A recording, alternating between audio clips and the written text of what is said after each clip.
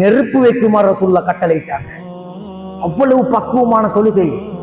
ஆப்ஷனே இல்ல, சந்தர்ப்பம் அதுக்கெல்லாம் மன்னிப்பே இல்ல, ருக்ஸத்தே இல்ல, மார்க்கத்துல அனுமதியே இல்ல. ஒரு மனிதன் வேண்டும் என்று தொழுகையை மறுத்தால் அவன் காஃபிர், அவன் பாசி. மார்க்கம் தீர்ப்பு வழங்கி கொண்டிருக்கிறது.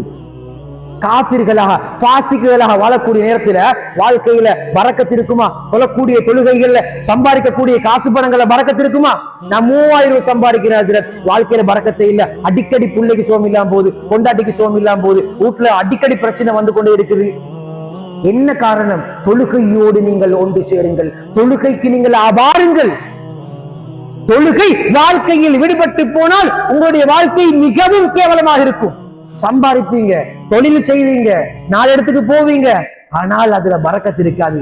பரக்கத்து என்னது நினைக்காதீங்க, காசு பணம் இல்ல, நிம்மதி இருக்காது. தாவை படுப்பீங்க, ஏதோ ஒரு குறை உள்ளத்துல இருந்து கொண்டே இருக்கும். வெள்ளை கிளம்புவீங்க, வேலைக்கு போவீங்க, ஆனால் உள்ளத்துல ஏதோ ஒரு குறை, ஏதோ ஒரு குறை. எனக்கு மட்டுமே இப்படி நடக்குது, என் பொண்டாட்டி பிள்ளைக்கு அடிக்கடி ஏதோ ஒரு விதத்துல சண்டை வந்து கொண்டே இருக்குது.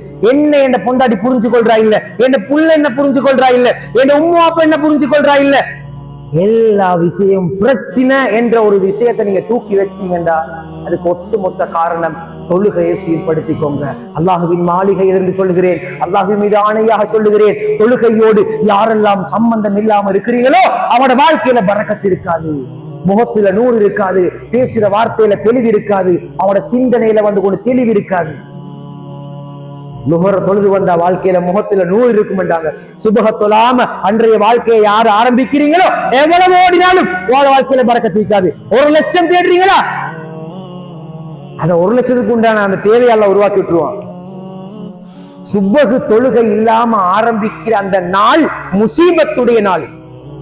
நல்லா நினைவு வச்சுக்கோங்க, நல்லா நினைவு வச்சுக்கோங்க. யோசிச்சு பாருங்க, அல்லாஹ் இஸ்லாமியத்தான தாய் தகப்பண்ட பௌத்தில புறக்க வச்சுட்டு ஆரோக்கியமான உடல் ஆரோக்கியத்தை தந்துட்டு, யார்கிட்டையும் கையேந்தாத நிலைமையை தந்து, அழகான மனைவியை தந்து, அற்புதமான குழந்தைகளை தந்து, சீரான தாய் தகப்பனை தந்து, குடும்பத்துல கண்ணியத்தை தந்து, இதெல்லாம் தந்தும் யா அல்லாஹ் நீ தந்தாய், ஆனா உன்னை மறந்துட்டனே. பள்ளியை தாண்டி போவோம். யோசிச்சு பாருங்க, ஏன் கவலை வருது இல்ல, ஏன் கவலை வருது இல்ல? தொழல்ல ஏண்ட கவலை கூட வரலாட்டி அதுதானே ஈமாண்ட கடைசி பகுதி. தான் தொழல்ல என்றதை நினைச்சு ஒரு கவலையாவது வரணுமா இல்லையா? இன்னைக்கு வாழ்க்கை, இன்னைக்கு 5 வக்து எத்தனை தொழுந்துட்டேன், சுபஹு தொழல்லையே, யா அல்லாஹ் என்ன மன்னிச்சிடு ரப்பே, நான் கலாவாவது தொழுவேன். இனிமேல் என்னுடைய வாழ்க்கையில் தொழுகை மிஸ் ஆகாது. யார் அந்த சத்தியத்தை எடுக்கிறது? நாளைக்கு மாறுவோம், நாளன்றைக்கு மாறுவோம். வாழ்க்கை மாற வேண்டும். அல்லாஹ்வின் நல்லடியார்களே, அல்லாஹ்